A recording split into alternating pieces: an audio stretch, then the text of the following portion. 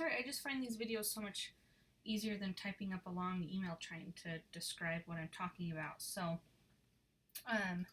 you were asking me a little bit about your blog posts and the images looking really big.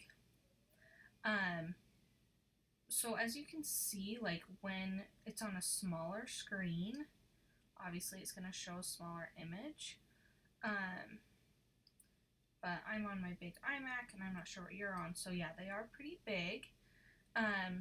If you go to a post, a really quick and easy way to know what Profoto recommends, based on the template that you use or even just like the version, is right here in the right corner. It says recommended image size.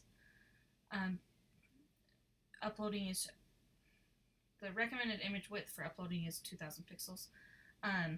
So I am going to show you a way to tell. These are about 2000 pixels because when you look at your website, these horizontal ones take up a lot of the space. And that's usually what a blog looks like. They're not very small. So there's a few things we can do. We can either add something on the side here, and I'll actually probably show you my website to show you what I mean. Something like categories or like an About Me section.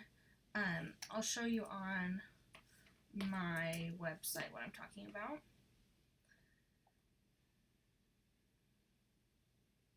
Okay, so if you pull up this, so my settings are the same as yours. However, because I have these categories on the side, it does make it a little bit smaller. So you can kind of see that. And that's just how the blog is set up at that point. And if you were to click, the next blog post or whatever, it'd be the same. So there's one way to do it. And like I said, it doesn't have to be like categories. This is another one that I did. She has like an About Me section and popular posts. So anyways, there are a few different ways to go about this. You've seen websites like this. If this is something more you want to do, you can kind of let me know. But yeah, or let's say you're like, no, I just want it to just be my blog as is. What you can do is you can start uploading photos as a smaller scale. So you can upload them like normal, and then if you click on the image and go to edit, you can see this full size. So it's a little over 2000 pixels, but that's fine.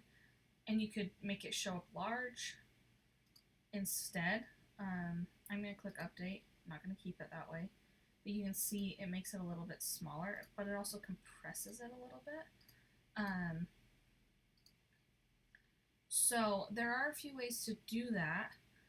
You can go through and change it. That would probably be a pain. But when you're adding pictures to a blog post, you can do add media. And I'm just going to choose one. And let's say you choose these 6 or whatever, and instead of full size, you click large, insert into post. That's going to insert it large instead. So it just kind of depends how you're saving your pictures.